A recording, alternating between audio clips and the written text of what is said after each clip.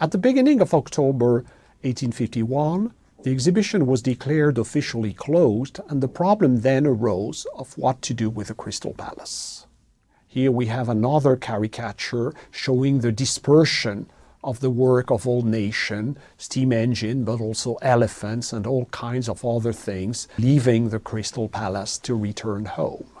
Emptied, the buildings seemed magnificent. Queen Victoria in her journal describes a visit she paid to the building once emptied, saying that this was so beautiful. And Queen Victoria was not super sentimental about architecture, but she declared that it was so beautiful that it was almost a pity that it had to go. For the building had been conceived as a temporary structure. But of course the temptation was great to try to make it permanent, and proposals were made in that sense. Paxton himself tried to convince the authorities to keep it, to, for example, transform it into a giant winter garden, something in which, Londoners could experience the charm of spring throughout the seasons. And we're back to this environmental theme that I already mentioned, that has, of course, to do with the relation between the Crystal Palace design and the greenhouse design. The decision was nevertheless made to dismantle the Crystal Palace and to free the garden, Hyde Park, and to restore Hyde Park as it was before. But Paxton was definitely an entrepreneur. In parallel with working with the Duke of Devonshire, he had launched a series of enterprises, journals, as I mentioned, and a number of other things, and he decided actually to rebuild another Crystal Palace, larger, more beautiful, and to transform it into a private venue for the entertainment of the crowds. This was done in Sydenham, in the suburb of London, where he built a structure which is often confused with the first structure, although it is actually quite different. The new Crystal Palace was actually a much more complex structure, higher, with actually 3 transepts, a main one and 2 lateral ones, a kind of Crystal Palace or on steroids that was conceived as a kind of permanent entertainment place. And the genealogy that I mentioned earlier between theme park and the Crystal Palace is actually a reality through Sydenham, which can be in some ways described as one of the earliest theme park ever conceived. So this larger Crystal Palace did not have the crisp edges that we found so alluring in the 1851 buildings, but it was nevertheless a very large construction, better built. This time Paxton had the time to work out all the details of the assemblage, and much more stable. Actually, the building survived until the 1930s, in which a fire consumed it entirely. So this was a theme park. Here you have a painting of the time. You arrived through railways and you had garden, fountains, and all kinds of displays linked to ideas of exotic travel, travel in time, ideas that are very close to this idea of entertainment that characterize still theme parks today.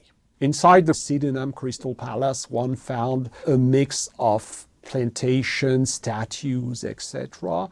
One could travel to ancient Egypt, as here, but also to Rome, Greece, etc. The new Sydenham Crystal Palace was not as strikingly modern as the first construction, probably because the hurry of 1851 made the building less ornamented than its later version. With the new Crystal Palace, there were more concessions made to the 19th century taste because one had more time to refine the design. But nevertheless, the Sydenham Crystal Palace was to remain also an icon of modernity. And it was photographed in a way suggesting a kind of genealogy between 19th century construction and 20th century modernity. As here, this is a photograph taken by 2 photographers linked to the modern movement in the United Kingdom. And we can see the suggestion of modernity going from the 19th century to the 20th.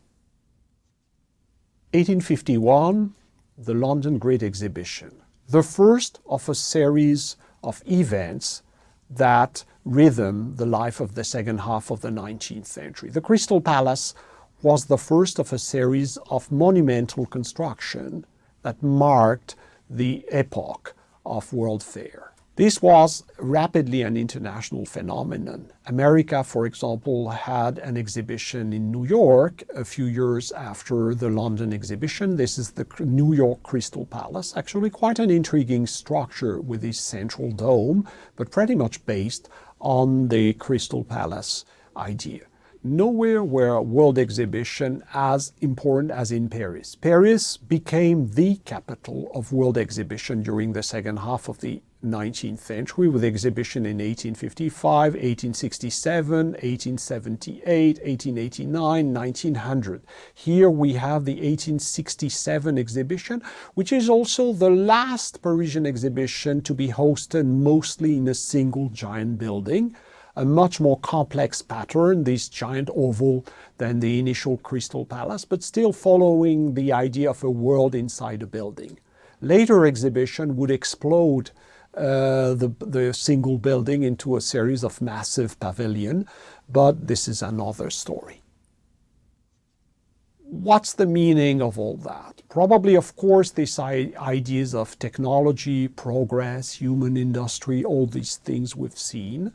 But I'd like to evoke a number of other themes that are linked to the rise of world exhibition. The first one is, of course, the need for symbols. And I mentioned Paris. It's quite revealing, it's quite fitting that actually the most famous Parisian monument is actually a legacy of a world exhibition. The Eiffel Tower was built in 1889 for the exhibition held in Paris that year.